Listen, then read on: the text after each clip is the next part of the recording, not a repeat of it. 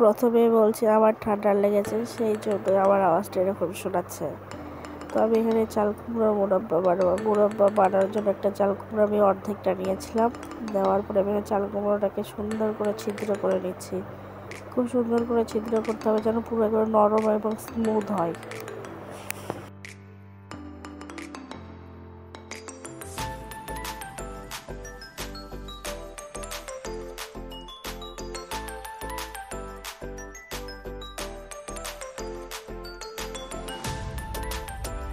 দেখতেই পাচ্ছ এখানে আমার সব কুমড়োগুলো ছিদ্র করা হয়ে গেছে। তোমরা দেখে নাও কতটা নরম হয়েছে এবং স্মুথ হয়েছে। এরপরে তোমরা তোমাদের পরিমাণ বা সাইজ মতো কেটে নেবে।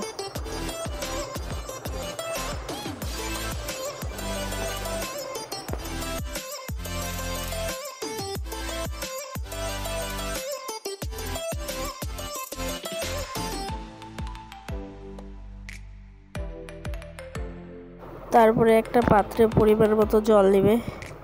জল নিয়ে তাতে তোমরা মেশাবে চুন। এখানে আমি ঝিনুকের চুন ব্যবহার করছিলাম। চুনটাকে ভালো করে মিশিয়ে নিয়ে এর মধ্যে কেটে রাখা চাল কুমড়োগুলোকে দিয়ে দিতে হবে। আমি এটা রাত্রেবেলা করেছিলাম। চাল কুমড়োগুলোকে ভিজিয়ে রেখেছিলাম। পরের দিন সকালে সেগুলো আমি আবার নিয়ে রান্না করতে হবে। একদিনের জন্য চাল কুমড়োটাকে রেখে দিতে হবে চুন জলের মধ্যে।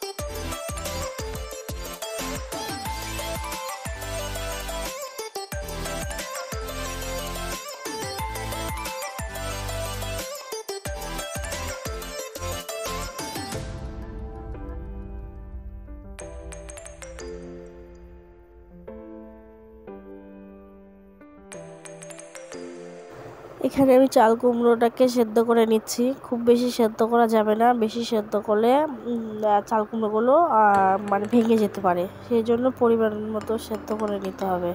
তোমরা দেখো আমি কতটা সেদ্ধ করেছি।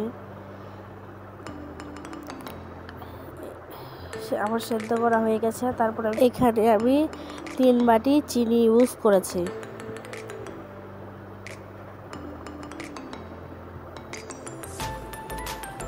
সেদ্ধ করে রাখা চাল কুমড়ো আর সেই চিনিগুলো দিয়ে এক জায়গায় ভালো করে মিক্স করতে হবে,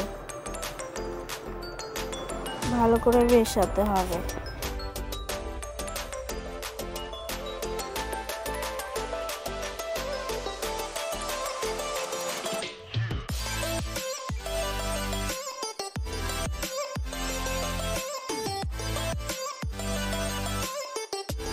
এরপরে একটা পাত্রে সেই চিনি মেশানো চাল কুমড়োটাকে দিয়ে ভালো করে জাল দিয়ে দিতে হবে যতক্ষণ না পর্যন্ত চিনির জলটা শেষ হয়ে আসছে। তারপরে দেখো কত সুন্দর একটা কালার আসছে।